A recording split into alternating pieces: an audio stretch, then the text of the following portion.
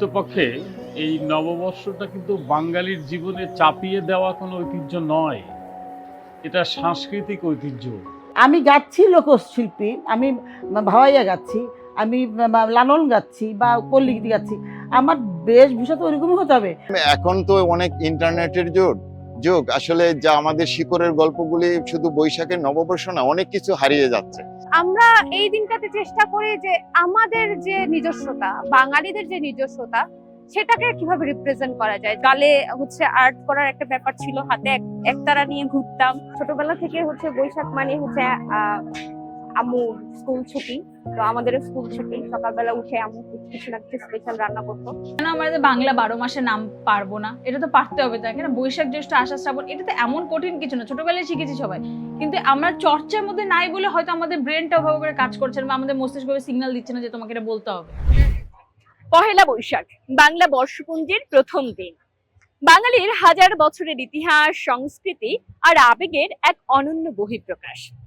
একটা সময় পহেলা বৈশাখ ছিল কৃষিভিত্তিক সমাজে জড়িত হালখাতা, গ্রামীণ মেলা, লোকগান আর পারিবারিক মিলনের দিন। কিন্তু সময় বদলেছে জীবনধারা। এখন পহেলা বৈশাখ মানেই শহুরে বর্ণিল শোভাযাত্রা, ফ্যাশন, কর্পোরেট আয়োজন আর সামাজিক যোগাযোগ মাধ্যমে উদযাপন। প্রশ্ন হলো, এই পরিবর্তন কি আমাদের ঐতিহ্যের স্বাভাবিক বিবর্তন, নাকি আমরা ধীরে ধীরে হারিয়ে ফেলছি আমাদের শেকড়? দর্শক, এই প্রশ্নের উত্তর খোঁজার যাত্রা নিয়ে আমাদের আজকের আয়োজন। সঙ্গে আছি আমি মেহনাজ মুন্নি।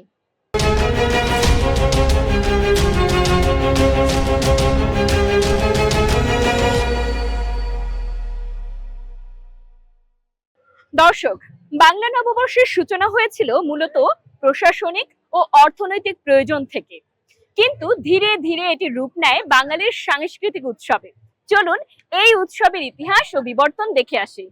1584 সাল মুঘল সম্রাট আকবর প্রশাসনিক ও রাজস্ব আদায়ের সুবিধার্থে প্রবর্তন করেন নতুন এক বর্ষপঞ্জি। হিজরি ও সৌর সনের সমন্বয়ে জন্ম নেয়া সেই বঙ্গাব্দ আজ বাঙালির জাতিসত্তার অবিচ্ছেদ্য অংশ। প্রকৃতপক্ষে এই নববর্ষটা কিন্তু বাঙালির জীবনে চাপিয়ে দেওয়া কোনো ঐতিহ্য নয়, এটা সাংস্কৃতিক ঐতিহ্য। দীর্ঘদিন থেকে যেটা মানুষের মধ্যে অনুভবের মাধ্যমে ছড়িয়ে পড়েছে। এটা চালু হয় সম্রাট আকবরের সময় 1584 সালের দিকে।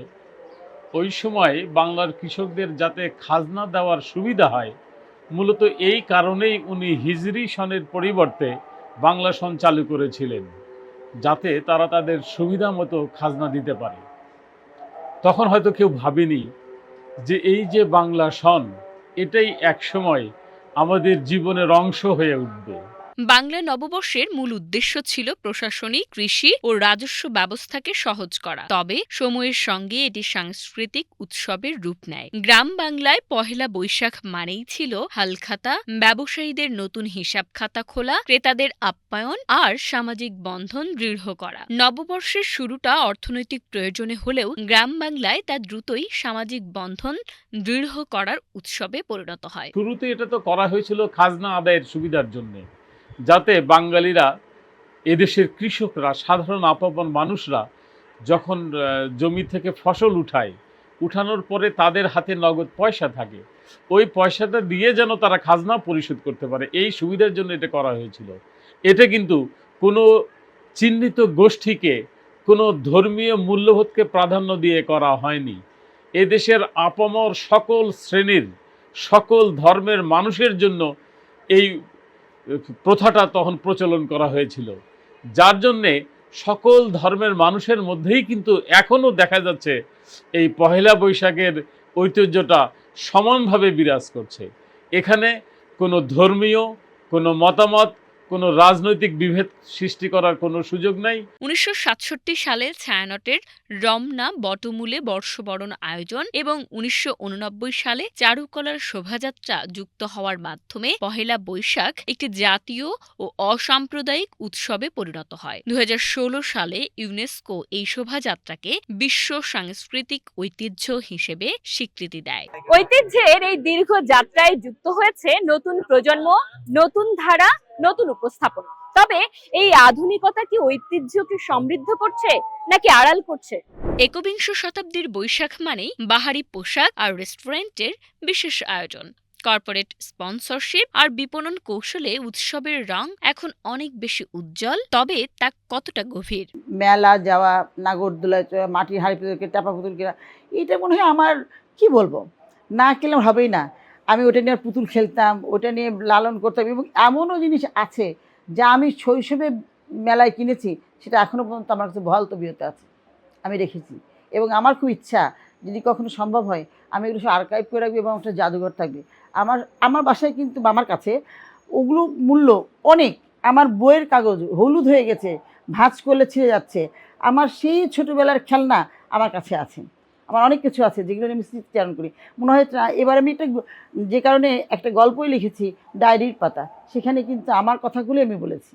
আমি পহেলা বসে আগে থেকে সেলাই করতাম, শাড়ি সেলাই করে পরে সুন্দর করে ভোর পর্যন্ত শাড়ি সেলাই করতাম, যে এইটা আমার স্পেশাল শাড়ি পরবে পহেলা বৈশাখের দিন। প্রযুক্তির প্রসারে সামাজিক যোগাযোগ মাধ্যম এখন আমাদের যাপিত জীবনের অবিচ্ছেদ্য অংশ। তবে পহেলা বৈশাখের মতো লোকজ উৎসবে এর প্রভাব নিয়ে শুরু হয়েছে নতুন বিতর্ক। উৎসবের মূল লক্ষ্য যেখানে ছিল মানুষের সাথে মানুষের আত্মিক মিলন, সেখানে এখন প্রাধান্য পাচ্ছে ডিজিটাল স্ক্রিনে নিজেকে তুলে ধরার অসুস্থ প্রতিযোগিতা। অনেকেই মনে করছেন বৈশাখের উদযাপন এখন আর অন্তরের টান নয়, বরং ফেসবুক বা ইনস্টাগ্রামের ওয়ালে কয়েকটা লাইক আর শেয়ার পাওয়ার উপাদানে পরিণত হয়েছে। আমরা এই যে এবার কিন্তু পহেলা বৈশাখে আমি দেখলাম প্রচণ্ড ঢল, মানুষের প্রত্যেকটা স্কুল কলেজে প্রোগ্রাম হচ্ছে, মানে সেই আনন্দ উদযাপন হচ্ছে। কিন্তু কথা হলো, কোথাও কিন্তু আমি এই লোকজ জিনিসটা দেখিনি। আর একটা মজার জিনিস, টিভি চ্যানেলেও দেখি, বিভিন্ন জায়গায় দেখি, যে লোকজ গান যে হয় তার পোশাক সম্পূর্ণ মডার্ন। আমি গাচ্ছি লোকজ শিল্পী, আমি ভাওয়াইয়া গাচ্ছি, আমি লালন গাচ্ছি বা পল্লীগীতি গাচ্ছি, আমার বেশভূষা তো ওইরকমই হতে হবে, নাহলে আমি কী করে বুঝবো যে এই গানের সঙ্গে এটা যাচ্ছে। কিন্তু দেখা যাচ্ছে যে লালন গীতি গাচ্ছে, সে মডার্ন ড্রেস পরে, ওয়েস্টার্নের মতো ড্রেস পরে গান গাচ্ছে। আবার এই পহেলা বৈশাখগুলোতে যখন হিন্দি গান চলে, আমার মানে বললাম না, আমার তখন মারতে ইচ্ছা করে, যে তোদের এগুলো ভেঙে ফেলবো, যে তোদের কি একটা দিনও সহ্য হয় না, এর মধ্যে তোদের এই হিন্দি গানের নাচ করতে হবে।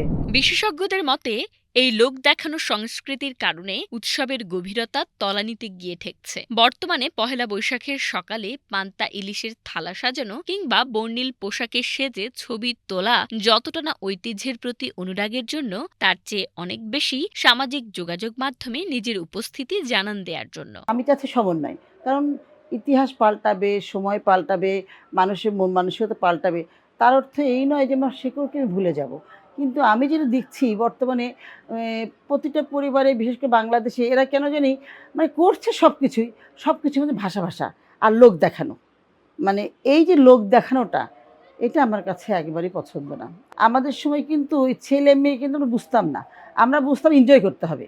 এখানে কিন্তু ওই যে ওর সঙ্গে যাওয়া যাবে না, ওর সঙ্গে মেশা যাবে না, এই ধরনের কথা আমাদের বাবা মা কখনোই বলেনি। অথচ কিন্তু আমরা কিন্তু এখন বলছি যে ওর সঙ্গে যাওয়া যাবে না, ওটা হবে না, এটা সব না। তার মানে কি, আমরা কিন্তু চাচ্ছি এই লোক দেখানোর মধ্যে চলে যাচ্ছি। আবার একটাই কাজ আমাদের, ছবি তোলা, মানে সেলফি তোলা, তারপরে বিভিন্ন জায়গায় যে কিছু হোক না হোক, কাজ না হোক, ছবি তুলে আসলাম, ওটা থেকে পোস্ট দেওয়া, তার মানে তাকে বোঝানো যে আমি অমুক জায়গায় গিয়েছি, অমুক সময় ছবি তুলেছি, মানে অনেক কিছু করে ফেললাম।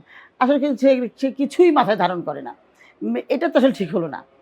তার মানে কি, ও ওই সংস্কৃতির সঙ্গে খুব বেশি অভ্যস্ত না। কিন্তু এই যে সবাইকে মানে একটা স্রোতে গা ভাসিয়ে দেওয়ার যে একটা চিন্তা চেতনা, এটা তার মধ্যে আছে। শুধু শহর নয়, বদলে যাচ্ছে গ্রাম বাংলার বৈশাখ উদযাপনও। আগের সেই প্রাণবন্ত আয়োজন কি এখনো টিকে আছে? চলুন জেনে আসি। একসময় বাংলার পহেলা বৈশাখ ছিল লোকজ সংস্কৃতির আদি ও অকৃত্রিম প্রাণকেন্দ্র। ভোরের আলো ফুটতেই নাগরদোলার কিচিরমিচির, পুতুল নাচের আসর আর মেঠো পথে জারি সারি কিংবা বাউল গানের মূর্ছনায় মুখরিত হতো জনপদ। লাঠি খেলা আর কুস্তির আসরকে কেন্দ্র করে গ্রামবাসীর যে স্বতঃস্ফূর্ত আবেগ ছিল, তা আজ অনেকাংশেই ম্লান।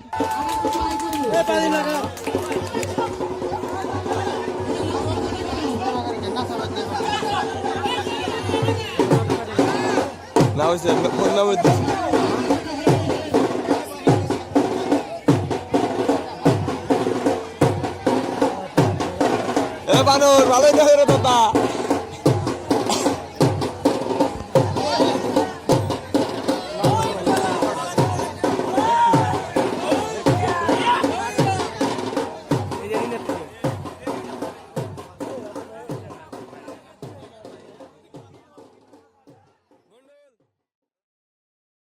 এখন তো অনেক ইন্টারনেটের যুগ আসলে যা আমাদের শিকড়ের গল্পগুলি শুধু বৈশাখের নববর্ষ না, অনেক কিছু হারিয়ে যাচ্ছে।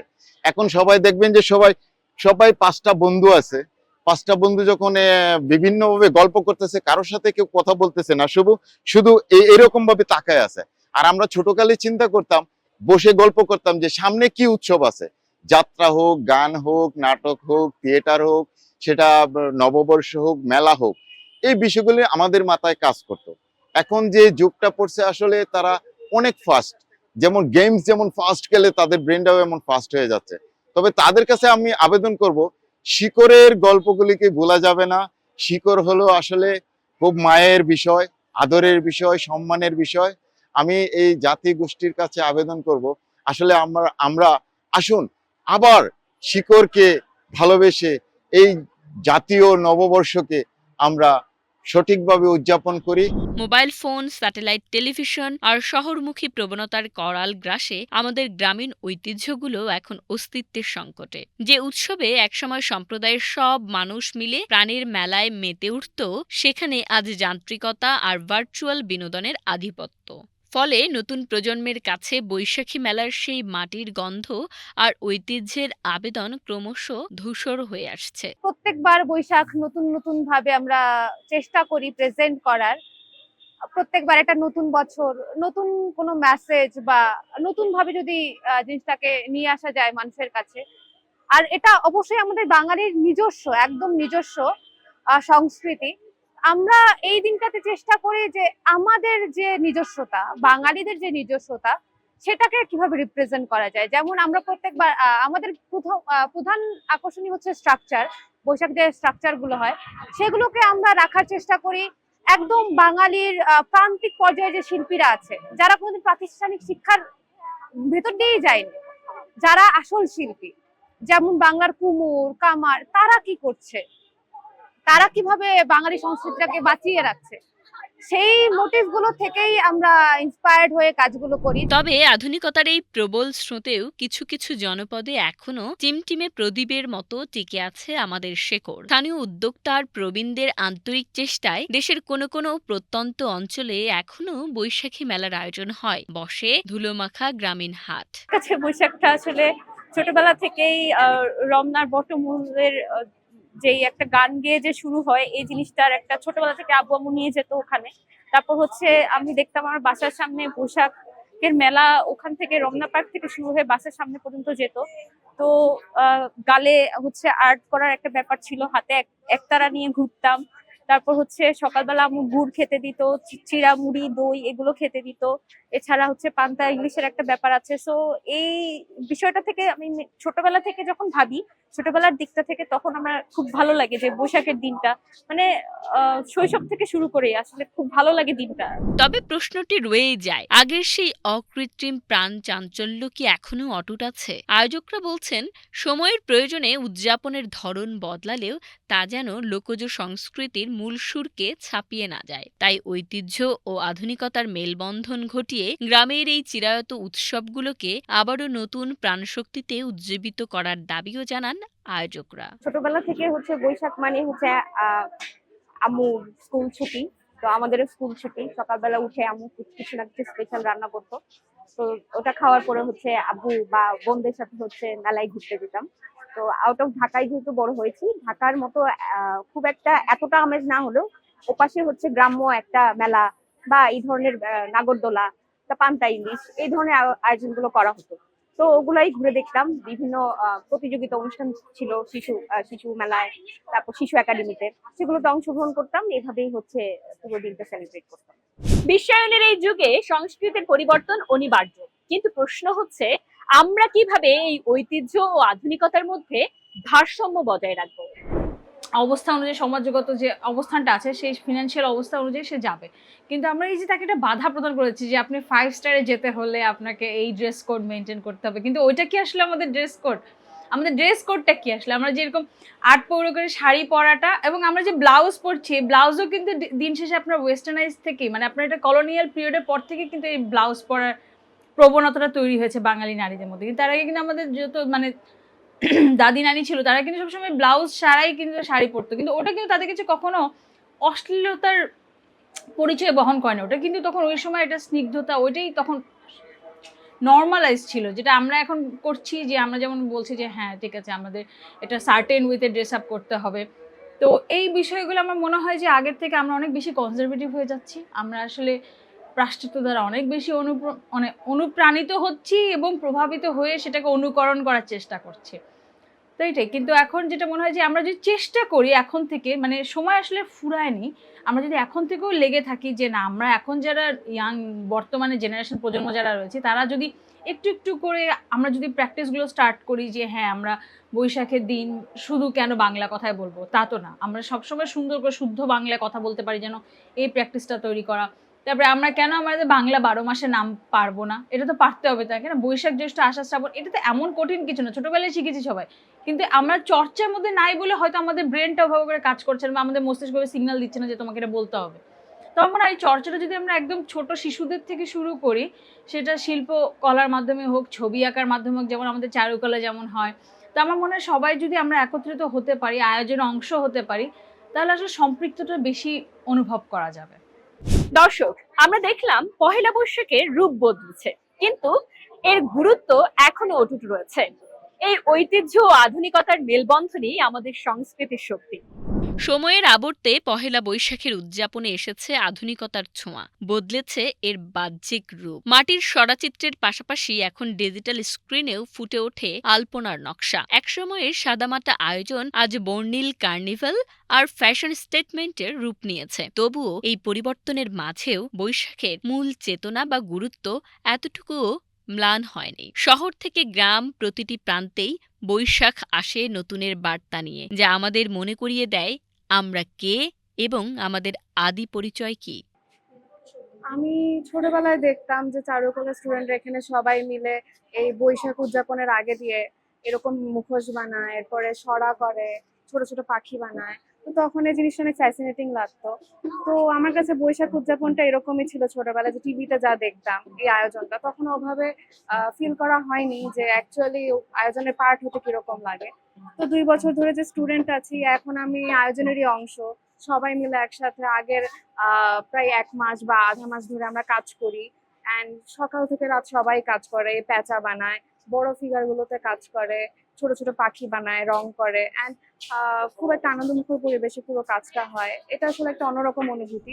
মূলত এই ঐতিহ্য আর আধুনিকতার অপূর্ব মেলবন্ধনই আজ আমাদের সংস্কৃতির প্রধান শক্তি। আমরা যখন স্মার্টফোনে বৈশাখের মুহূর্তগুলো তুলে ধরি, তখন আমাদের পরনে থাকে সেই হাজার বছরের ঐতিহ্যের তাঁতের শাড়ি বা সুতির পাঞ্জাবি। বিশ্বায়নের যুগে দাঁড়িয়েও নিজের শেকড়কে ভুলে না যাওয়ার এই যে স্পৃহা, তাই বাঙালি সংস্কৃতিকে করেছে অনন্য। পারিবারিক সূত্রে আমার বাসার সবসময় একটু সাংস্কৃতিক বিষয়ে একটু রিলেটেড ছিল, যে গান বাজনা আর্ট এগুলো নিয়ে সবার ইন্টারেস্ট ছিল, যে কারণে আমি আর কি এসব বিষয়ে খুবই ফ্রিলি কাজ করার সেই অধিকারটা, যদি বলি অধিকার পাইছি।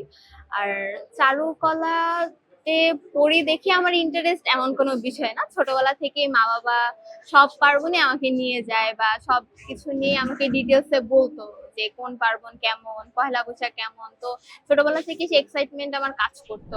প্রযুক্তির উৎকর্ষ আর প্রাচীন রীতির এই সহাবস্থান আমাদের সংস্কৃতিকে আরও প্রাণবন্ত ও গতিশীল করে তোলে। তাই রূপ বদলালেও পহেলা বৈশাখ আজও বাঙালি মিলন মেলার সবচেয়ে বড় প্ল্যাটফর্ম, যেখানে বিভেদ ভুলে সবাই একাকার হয় প্রাণের উৎসবে। সুপ্রিয় দর্শক, পহেলা বৈশাখ শুধু একটি উৎসব নয়, এটি আমাদের আত্মপরিচয়, ইতিহাস এবং সংস্কৃতির অবিচ্ছেদ্য অংশ। সময় বদলাবে, বদলাবে উদযাপনের ধরনও, কিন্তু আমাদের দায়িত্ব হলো এই উৎসবের মূল চেতনাকে ধরে রাখা। আসুন আমরা সবাই মিলে আমাদের সংস্কৃতিকে ভালোবাসি, ধারণ করি, লালন করি এবং নতুন প্রজন্মের কাছে সেটি পৌঁছে দেই। আজকের উত্তর খোঁজার যাত্রা এখানেই শেষ করছি। দেখা হবে নতুন কোনো প্রশ্নের উত্তর খুঁজতে। সে পর্যন্ত সবাই ভালো থাকুন, সুস্থ থাকুন। আল্লাহ হাফেজ।